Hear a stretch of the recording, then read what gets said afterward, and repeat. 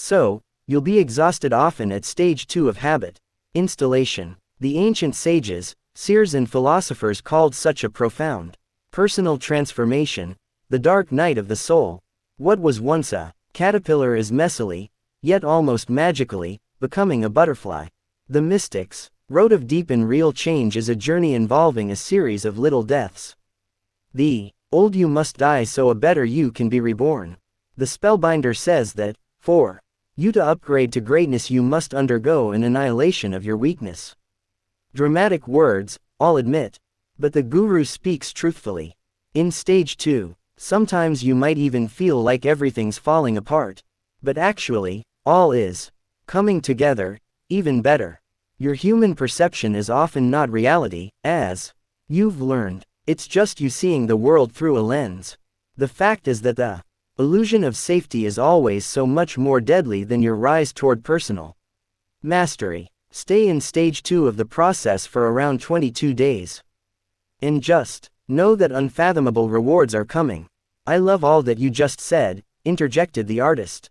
I'll install the early rising ritual for the rest of my life, even if it kills me trying, he promised to himself. The billionaire grew quiet. I've been through this shedding and transforming process many times. Each time I go for a new habit, or greater skill, or even a more evolved core belief, I go into this death and rebirth cycle. And I need to tell you that it does feel like the end. You'll be so scared at times, tired a lot for a while and confused by what the dark voice of your ego will say. You'll even feel like you're going crazy sometimes. That's why so few people do this work. And why so few reach the rare air of epic performance and make a worldwide impact on the culture. It's a sport only for outright warriors. It requires enormous courage, immense conviction and uncommon strength of character. You have all this in you. Just resolve to apply it. As I said, with practice and patience, it'll all get easier. And eventually automatic. Okay, cats, spoke the billionaire as he clapped his hands together like an encouraging football coach. I know you're getting this beautifully. So, let's keep jamming. Stick with the process of new habit installation through the breakdown of old patterns, which happens in stage 1. Then continue through the formation of new circuitry in your brain, which happens through neuroplasticity and the manufacturing of better pathways in your emotional core. In stage 2, do that, and you'll most certainly reach stage 3, the final part of your ascension, integration. Remember, all change is hard at first, messy in the middle and gorgeous at the end. The billionaire paused, smiled gently and then touched his toes. He kissed the flesh between his fingers again. Then he went on. This final stage is when it all comes together, he explained, and you get to experience the benefits of your fantastic commitment to being a lifetime member of the 5 a.m. club. You're nearing the end of the roughly 66-day period required for a human brain and being to encode a routine. So now it's success time. You've advanced through the initial disruption, you've made it through the dangerousness and chaos of the middle phase, and you've come out the other side stronger, more skilled and with greater intimacy of your most supreme and invincible nature. You're now the next version of your greatest self, able to bring on a bigger game, influence more people by the glorious power of your example and be more useful to the world because you've owned more of your primal heroism. All your hard work, sacrifice and suffering, careful consistency and brilliant bravery come together in this stage as the new habit you've been working on integrates at a psychological, emotional, physical and spiritual level, and becomes your new normal. Normal, wondered the artist. Life gets easy. The billionaire suddenly fell to the marble floor of the Taj Mahal and started doing more push-ups. He looked sort of like a boxer training for the main event. What the heck are you doing now? Questioned the entrepreneur, amused. He's crazier than I ever imagined, she thought. I do love him. The primary purpose of life is growth, to be continuously pushing yourself to materialize more of your potential. My daily push-ups not only keep me in a state of continual optimization toward world class, It's also a tremendous way to keep myself feeling young, happy and alive. Boredom kills the human spirit. The industrialist stood up. For the A player, the top of one mountain is the bottom of the next. The installation of one great new habit brings on the outstanding opportunity to begin the next. I do 1,000 push-ups a day, you know. Superb exercise. One of the best. So simple. Keeps me lean and chiseled. Good for my core. And the exercise also recruits my glutes, the billionaire said with an awkward expression. But doing 1,000 push-ups a day is also a ritual to remind me to keep going, keep expanding, keep elevating my mindset, heart set, health set and soul set and escalating my rise to my best. Honestly, I'm not afraid of failing. That's just part of learning to fly. I'm just horrified of not growing. Got you, the entrepreneur said, scribbling frantically on her notepad. The billionaire then moved an index finger across the teaching model and rested it at the area that said, the automaticity point. The exciting fact is that once you arrive at the automaticity point, you no longer need any willpower to get up at 5 a.m. The new regime's implementation into your human operating system is complete. Awakening before dawn becomes second nature and easy. Here's the real gift from your excellence in devotion. Over the 66 or so days, the willpower you were using to lay down the early rising habit is now freed up for another world-class behavior, so you have the chance to grow even more productive, prosperous, joyful and successful. This is the hidden secret of all pro athletes, for example. It's not that they have more self-discipline than the average person. It's just that they capitalized on whatever impulse control they had for 66 days until the game-winning routines got installed. After that, they redirected their willpower to something else that would improve their expertise. Another practice that would help them led their field and achieve victory. One habit installation after another habit. Installation is how the pros play. Over time, their winning behaviors became automated, systematized, institutionalized. Absolutely no effort was required to run them once they got hardwired. And these superstars practiced their habits of victory so often, they've arrived at a place where they forgot how to not do them. They got to a point where it was easier to run them than not to run them. Right, commented the entrepreneur. Absolutely correct, responded the billionaire. The artist was excited. So valuable to me personally and to my work as a painter. And so I completely understand this process fully. Each of the three stages, destruction, installation and integration, takes about 22 days. Right. And at around the 66-day mark it locks in as an automatic routine. That's the automaticity point, because habits take around 9 weeks to implement. Don't stop getting up at 5 a.m. after a week. Don't give up when it gets messy in the middle of the process. Stay relentless through the entire exercise, through all its trials and challenges, just like Shah Jahan did as he and his workers constructed the Taj Mahal, building it into one of the wonders of the world. Awesome takes patience, and genius takes time. Stay true in your dedication to carving out an hour for yourself as the sun rises and while the majority sleeps, to develop your 4 interior empires that will set you up to realize all the outer ones that your big hearts long to actualize. Do not neglect the call on you to deploy your fullest talents, magnify your spectacular strengths, multiply your happiness and discover a paradise of peace within you that no outer event can ever reduce. This, my friends, is how you become undefeatable, unbreakable and a true master of your domain, as well as a wonder of the world, in your own unique way. Love it, beamed the entrepreneur. Bravo, totally helpful, explains why so few people have the habits necessary to achieve mastery. They just don't stay with their initial commitment long enough for it to work. They could, but they don't. Yup, agreed the billionaire. That's why information and education, learning and growing are so vitally important. The majority just don't know this life-changing model and the practical insights that I've revealed to you around it. And because they don't know, they can't apply. and knowledge unimplemented, leaves potential undercapitalized. We're all built for triumph, in whatever way we choose to define it.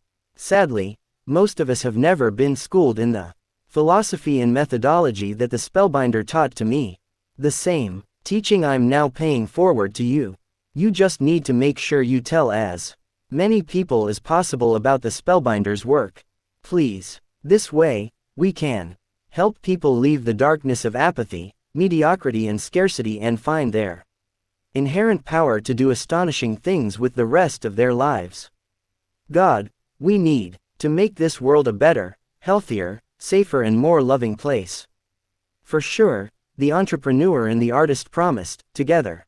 The entrepreneur then stopped to take in the unforgettable nature of the scene that enveloped her. She was standing next to a man she'd unexpectedly fallen in love with over a bizarre, beautiful and marvelous adventure.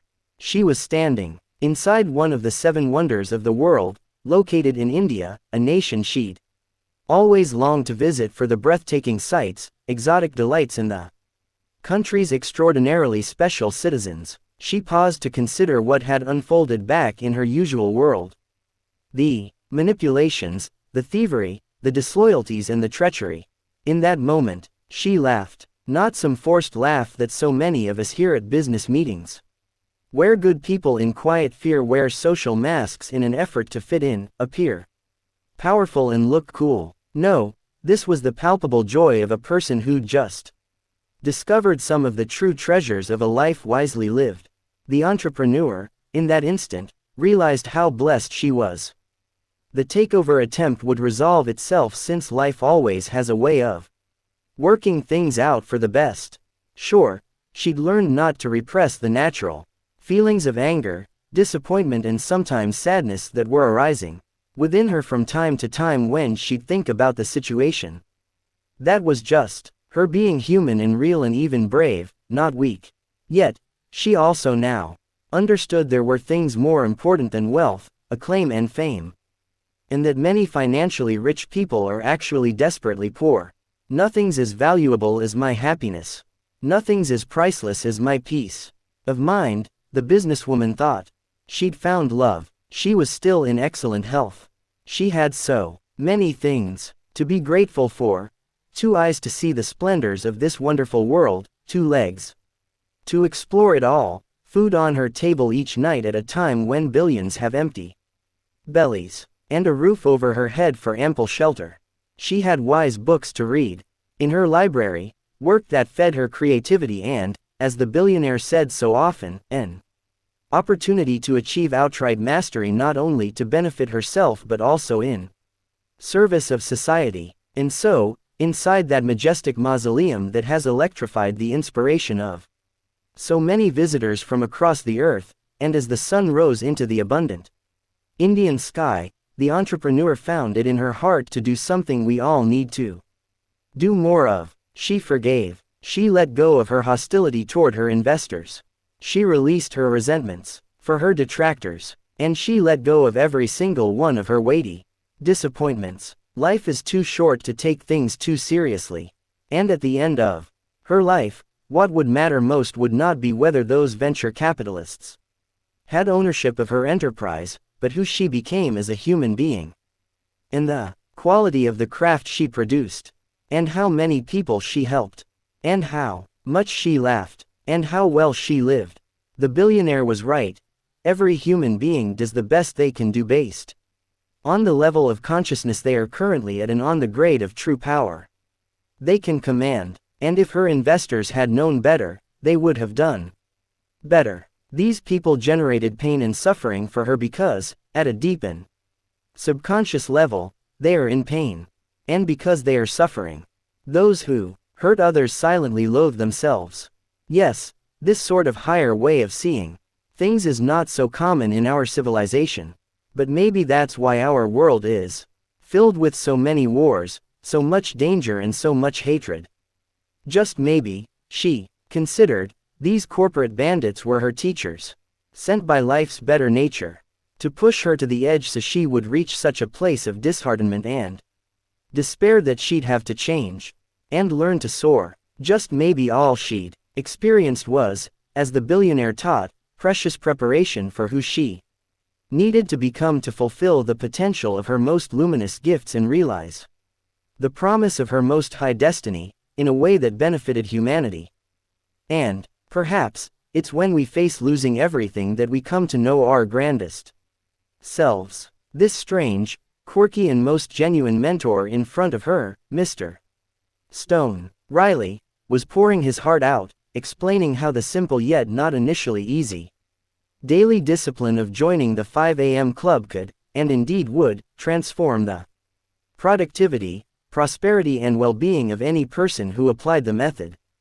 He'd kept each of the lofty vows he had made at their bizarre first encounter, at the Spellbinders' mesmerizing conference. He'd shown himself to be a titan, not only of industry but also of integrity and decency. We need more of his kind, she thought.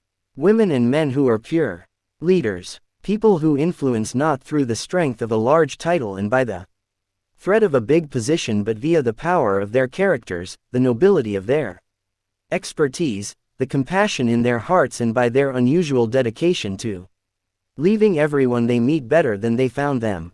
Leaders run less by the selfish addictions of the ego and more by the selfless dictates of our greater wisdom. The entrepreneur remembered the words of the poet Maya Angelou, "My wish for you is that you continue to be who you are, to astonish a mean world with your acts of kindness." The instructions of Mother Teresa also entered the mind of the entrepreneur. In that instant, if everyone would only clean their own doorstep, the whole world would be clean. And so, on that very special early morning, inside one of the splendid monuments of the world, she not only forgave, she made a pact with herself. Understanding, as never before, that optimizing oneself is the best way to improve the state of the world, and that developing the genius within was the fastest way to uplift her relationship with everything externally. The entrepreneur forged an agreement. She made herself a promise not only to never again consider taking her own life. She also pledged that every day, for the remainder of her days, she'd rise at 5 a.m. and give herself the gift of that victory hour free from all trivial diversions, unimportant stimulations and unnecessary complications, so that she could continue calibrating her mindset, purifying her heart set, fortifying her health set and escalating her soul set. She would demand this of herself no matter what excuses and rationalizations the weaker and scared part of her personality would argue for. Because she deserved to experience her greatness. And because she hoped to be one of the heroes that we all are waiting for. Anywho, the billionaire shouted, inappropriately loudly. 3 final and ultra-practical tactics to help you lock in new habits. I've spent a lot of time on this subject because it's so absolutely essential to your success. I'll quickly walk you through 3 techniques that research confirms will help the 5 a.m. club morning routine stick. Then we're out of here. He pulled out the flashlight and focused its rays on the ceiling of the chamber. The following brain tattoos slowly appeared. Number 1. To make a habit last, never install it alone. Number 2. The teacher learns the most. Number 3. When you most feel like quitting is the time you must continue advancing. The billionaire smiled again. Pretty simple instructions, right? Profoundly simple because they're simply profound. The first point will remind you that rituals run deepest when performed in a group. That's why being a member of the 5 a.m. club is so potent. You're not installing this morning routine alone. We're all in this together. And my sincere wish is that, when you cats get home, you bring as many people as you can, people who are ready to rise early so they can do world-class work and craft phenomenal lives, into the club. Support groups have long been a proven way to make improvements that last. So, leverage this concept brilliantly, please. The billionaire coughed. Then he rubbed his chest, as if he were in pain. He pretended no one noticed, and advanced the dialogue. The second point will remind you to actually teach the philosophy and methodology you've been learning from me. As you do so, your own understanding of the material will deepen even more superbly. In many ways, Educating others on all I've shared will be a gift you provide to yourself. I've never looked at it that way, observed the entrepreneur. It's truth, informed the billionaire. And the final line you see on this ceiling is the most important. Remember that persistency is necessary for all forms of mastery. In that moment you feel you can't go further lies an enormous opportunity to forge an entirely new level of willpower. When you feel you can't continue, progress a little longer, your self-discipline muscle will be amplified considerably, and the degree of your self-respect will increase vastly. And few things are as essential to exponential productivity, leading your field in the creation of a life you adore as raising the appreciation you have for yourself. Stunningly and without any clue about what was coming, the billionaire flipped over and held a headstand. With eyes closed, he recited a phrase from Gerald Sykes, the writer and philosopher, that went like this: any solid achievement must, of necessity, take years of humble apprenticeship and estrangement from most of society. You two amazing humans deserve to materialize your best selves and realize epic achievements, the billionaire said as he returned to Earth. Do not betray the powers that sleep within you by staying too late in a soft bed that keeps you sedated. The great men and women of the world became so not because they lounged glamorously under the covers, but because they set sublime ambitions that they then proceeded to do, even as the majority called them crazy. World class takes time and commitment and sacrifice and patience. Like the Taj Mahal shows us. And heroism never occurs in a single season. Encode the 5 a.m. habit. Stay with the process indefinitely and move ahead when you most feel like stopping. Doing so will make you a legend and seal your fate as someone who is worthy of worldwide influence.